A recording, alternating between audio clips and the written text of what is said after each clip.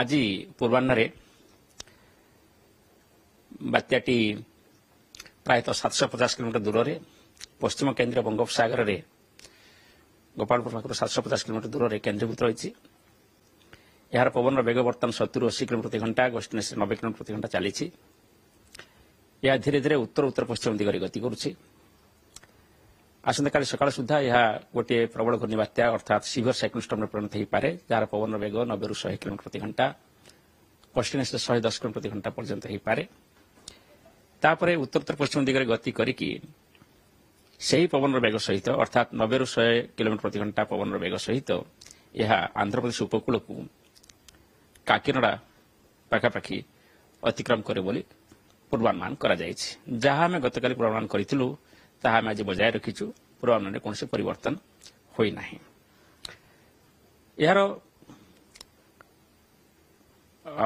Landfall ମାନେ ହେବା ପରେ ମାନେ ଉପକୂଳକୁ ଛୁଇଁବା ପରେ ଧୀରେ ଧୀରେ ଉତ୍ତର ଉତ୍ତର ପଶ୍ଚିମ ଦିଗରେ ଜାରି ରହିବ ଯାତ୍ରା ଏବଂ ଓଡ଼ିଶା ଆଡ଼କୁ ମୁହାଁଇବ। ମାଲକାନଗିରି, କୋରାପୁଟ, ନବରଙ୍ଗପୁର, ରାୟଗଡ଼ା ଜିଲ୍ଲା ମଧ୍ୟ ଦେଇ ଅତିକ୍ରମ କରି ଛତିଶଗଡ଼ ଆଡ଼କୁ ଯିବ ଏବଂ ଧୀରେ ଧୀରେ ଦୁର୍ବଳ ମଧ୍ୟ ହେବ। ତେଣୁ ଏହାର ପ୍ରଭାବ ଯଦି ଓଡ଼ିଶା କଥା ଦେଖନ୍ତି ତେ ସବୁଠୁ ସର୍ବାଧିକ ୱିଣ୍ଡ ସ୍ପିଡ୍ ବା ପବନର ବେଗ 60-70 କିଲୋମିଟର ପ୍ରତି ଘଣ୍ଟା, ଗସ୍ଟିନେସରେ 80 କିଲୋମିଟର ପ୍ରତି ଘଣ୍ଟା ହୋଇପାରେ, ବିଶେଷତଃ ଦକ୍ଷିଣ ଓଡ଼ିଶାର ଉପକୂଳ ଅଞ୍ଚଳରେ, ସମୁଦ୍ରରେ। ଏବଂ ଯେଉଁ ସବୁ ଜିଲ୍ଲାମାନଙ୍କରେ ଏହି ପବନ ପ୍ରଭାବିତ ହେବ ତାହା ହେଉଛି ଗଞ୍ଜାମ, ଗଜପତି ସ୍ପେଶିଆଲି ଏବଂ କୋରାପୁଟ, ନବରଙ୍ଗପୁର, ମାଲକାନଗିରି, ରାୟଗଡ଼ା, କଳାହାଣ୍ଡି, ନୂଆପଡ଼ା ଇତ୍ୟାଦି। ଏବଂ ଏହି ପବନ ଯେଉଁ ସର୍ବାଧିକ ପବନ ତାହା ଆରମ୍ଭ ହେବ 28 ତାରିଖ ସନ୍ଧ୍ୟାରେ ଏବଂ ତାହା ଚାଲୁ ରହିପାରେ 29 ତାରିଖ ସକାଳ ପର୍ଯ୍ୟନ୍ତ ଅର୍ଥାତ୍ ପ୍ରାତଃକାଳ ପର୍ଯ୍ୟନ୍ତ। ଏହି ଯେଉଁ ବାତ୍ୟାଟି ଧୀରେ ଧୀରେ ବର୍ତ୍ତମାନ ଗତି କରୁଛି ଆନ୍ଧ୍ର ଉପକୂଳ ଆଡ଼କୁ, ଏହାର ପ୍ରଭାବରେ ବର୍ତ୍ତମାନ ଦକ୍ଷିଣ ଓଡ଼ିଶାରେ ଆକାଶ ମେଘାଚ୍ଛନ୍ନ ହେଲାଣି। ବର୍ଷା ମଧ୍ୟ ହେଉଛି ଗଞ୍ଜାମ, ଗଜପତି ଏବଂ ନିକଟସ୍ଥ ଆଭ୍ୟନ୍ତରୀଣ ଜିଲ୍ଲାମାନଙ୍କରେ। ଆଜି ଆମେ ଆଇସୋଲେଟେଡ୍ ହେଭି ରେନଫଲ୍ ଏକ୍ସପେକ୍ଟ କରୁଛୁ। ୱିଣ୍ଡ ସ୍ପିଡ୍ ଆଜି ଓଡ଼ିଶା ଉପକୂଳ ନିକଟରେ ପ୍ରାୟତଃ 35-45 କିଲୋମିଟର ପ୍ରତି ଘଣ୍ଟା ଚାଲିଛି। କାଲି ସକାଳେ 45-55 କିଲୋମିଟର ପ୍ରତି ଘଣ୍ଟା ହୋଇପାରେ ଏବଂ ସନ୍ଧ୍ୟା ବେଳକୁ 60-70 କିଲୋମିଟର ପ୍ରତି ଘଣ୍ଟା ପବନ ହେବାର ସମ୍ଭାବନା ରହିଛି। ଗସ୍ଟିନେସରେ 80 କିଲୋମିଟର ପ୍ରତି ଘଣ୍ଟା ହୋଇପାରେ। ଏହି ପବନରେ ଆପଣ ଯଦି ଏହି ଦକ୍ଷିଣ ଓଡ଼ିଶାର ଜିଲ୍ଲାଗୁଡ଼ିକୁ କହିବେ ସେଥିରେ ଗଛ ଡାଳ ଭାଙ୍ଗିପାରେ, ଛୋଟ ଛୋଟ ଗଛ ଉପୁଡ଼ିପାରେ ଏବଂ ଯେଉଁ ହର୍ଟିକଲଚର କ୍ରପ୍ ରହିଛି କି ଷ୍ଟାଣ୍ଡିଂ କ୍ରପ୍ ରହିଛି, ଧାନ ହେଉ କି ଆପଣଙ୍କର ଅମୃତଭଣ୍ଡା କି ଆପଣଙ୍କର ସଜନା ଗଛ ହେଉ, ଏସବୁ କଦଳୀ ଗଛ ହେଉ, ଏଗୁଡ଼ି ସବୁ ବିଶେଷ ଭାବରେ ବାଧାପ୍ରାପ୍ତ ହେବ, ଉଭୟ ବର୍ଷା ପାଇଁ ଏବଂ ପବନ ପାଇଁ। ବର୍ଷା ଆମେ ସବୁଠୁ ଅଧିକ 28 ତାରିଖ 29 ତାରିଖରେ ପୂର୍ବାନୁମାନ କରିଛୁ। କେତେକ ଜାଗାରେ ପ୍ରବଳରୁ ଅତି ପ୍ରବଳ ବର୍ଷା ହେବା ସହିତ ଅଳ୍ପ କେତେକ ଜାଗାରେ ଅତ୍ୟନ୍ତ ପ୍ରବଳ ଅର୍ଥାତ୍ 20 ସେଣ୍ଟିମିଟର ଅଧିକ ବର୍ଷା ହୋଇପାରେ ଦକ୍ଷିଣ ଓଡ଼ିଶାର ଜିଲ୍ଲାମାନଙ୍କରେ। ଏହା ସହିତ ଉତ୍ତର ଓଡ଼ିଶାର ଜିଲ୍ଲାମାନଙ୍କରେ ମଧ୍ୟ କେଉଁଠି କେଉଁଠି heavy to very heavy rainfall ହୋଇପାରେ। ପ୍ରଥମତଃ ଉତ୍ତର ଓଡ଼ିଶାର ଉପକୂଳ ଜିଲ୍ଲାମାନଙ୍କରେ ବର୍ଷା ଆରମ୍ଭ ହେବ 28 ତାରିଖରେ। 29 ତାରିଖ ବେଳକୁ ଆଭ୍ୟନ୍ତରୀଣ ଜିଲ୍ଲାରେ ମଧ୍ୟ ବର୍ଷା ରହିବ ଏବଂ ପ୍ରବଳରୁ ଅତି ପ୍ରବଳ ବର୍ଷା ମଧ୍ୟ ହୋଇପାରେ। ସମୁଦ୍ର ଅଶାନ୍ତ ରହିଛି, ତେଣୁ କୌଣସି ମତ୍ସ୍ୟଜୀବୀ ଭାଇ ସମୁଦ୍ର ପ୍ରତି ଯିବା ଉଚିତ ନୁହଁ। ଯେଉଁମାନେ ସମୁଦ୍ରରେ ଅଛନ୍ତି ସେମାନେ ତୁରନ୍ତ ଉପକୂଳକୁ ଫେରିଆସିବା ଉଚିତ।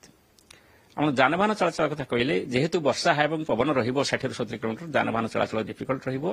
ତେଣୁ ଲୋକମାନେ ଆବଶ୍ୟକ ନଥିଲେ ଯାନବାହନ ଚଳାଚଳ କରିବା ଉଚିତ ନୁହଁ, ବାହାରକୁ ଯିବା ଉଚିତ ନୁହଁ, ନିରାପଦ ସ୍ଥାନରେ ରହିବା ଦରକାର। ବିଶେଷତଃ ଗଞ୍ଜାମ, ଗଜପତି, କୋରାପୁଟ, ରାୟଗଡ଼ା, ନବରଙ୍ଗପୁର, ମାଲକାନଗିରି ଏବଂ ନିକଟସ୍ଥ ଜିଲ୍ଲା ଯେପରିକି କଳାହାଣ୍ଡି, ନୂଆପଡ଼ା, ବୌଦ୍ଧ ଏବଂ କନ୍ଧମାଳ ଇତ୍ୟାଦି। ଲ୍ୟାଣ୍ଡଫଲ୍ର ସାର୍ କିଛି ସମୟ ଧାର୍ଯ୍ୟ ହୋଇଛି କି ଏବଂ କୋଉ ସମୟରେ ଲ୍ୟାଣ୍ଡଫଲ୍ କରିବା ଏବଂ ଲ୍ୟାଣ୍ଡଫଲ୍ କରିବା ପରେ ଆପଣ କହୁଛନ୍ତି ମୋଡ଼ ବି ପରିବର୍ତ୍ତନ ହୋଇପାରେ ଓଡ଼ିଶା ଆଡ଼କୁ, ତ ବିଶେଷ ଭାବେ ଆମେ ଦେଖିବାକୁ ଚାହିଁବା ସାଟେଲାଇଟ୍ ଇମେଜ୍ ଯେତେବେଳେ ଏହା ଅତିକ୍ରମ କରିବ ଏବଂ ସିଧା ଯେତେବେଳେ ଯାଉଛି ଏହା ମାଲକାନଗିରି ଜିଲ୍ଲା ଦେଇକି ଉପରକୁ ଯିବ।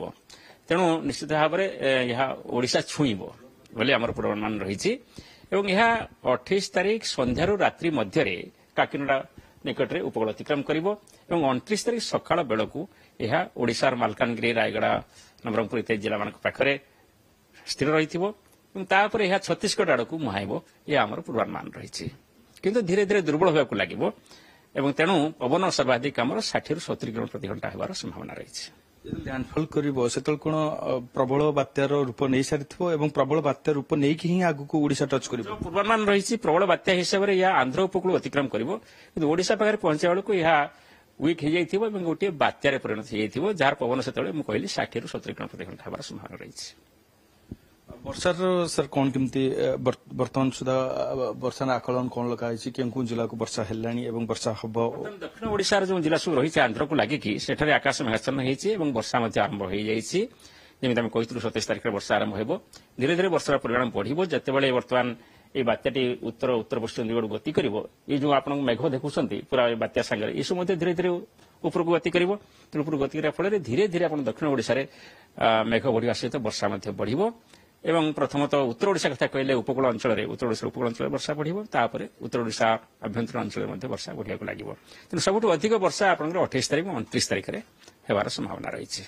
ବହୁତ ବହୁତ ଧନ୍ୟବାଦ। ନିଶ୍ଚିତ ଭାବେ ଦେଖନ୍ତୁ ଓଡିଶାର ଯୋଉ ଉପକୂଳବର୍ତ୍ତୀ ଯୋଉ ଜିଲ୍ଲା ଗୁଡିକ ରହିଛି ବିଶେଷ ଭାବେ ଦକ୍ଷିଣ ଓଡିଶାରେ ସେ ଜିଲ୍ଲା ଗୁଡିକୁ ବର୍ତ୍ତମାନ ସତର୍କ ଭାବରେ ରହିବାର ଆବଶ୍ୟକତା ରହିଛି। ଆଇଏମଡି ପକ୍ଷରୁ ଯୋଉ ଆକଳନ କରାଯାଇଛି ନିଶ୍ଚିତ ଭାବେ କାକିନାଡା ପାଖାପାଖି ଏହା ଲ୍ୟାଣ୍ଡଫଲ୍ କରିବ ଏବଂ ତା ପରବର୍ତ୍ତୀ ପର୍ଯ୍ୟାୟରେ ଓଡିଶା ଆଡକୁ ଏହା ଗତି କରିବ ଏବଂ ଗତି ଯେତେବେଳେ କରିବ ସେତେବେଳେ ଗୋଟେ ବାତ୍ୟାର ରୂପ ହିଁ ନେବ ବୋଲି ଆଇଏମଡି ଯାହା ପ୍ରେଡିକ୍ସନ କରିଛି। ତଥାପି କିଭଳି ଭାବରେ ପବନ ଏବଂ ଯୋଉ ପ୍ରକାର ବର୍ଷାର ପରିମାଣ ରହିବ ତାକୁ କିଭଳି ଭାବେ ମୁକାବିଲା କରାଯାଇପାରିବ ସେ ଦିଗରେ ବିଶେଷ ଦୃଷ୍ଟି ଦେବାର ଆବଶ୍ୟକତା ରହିଛି।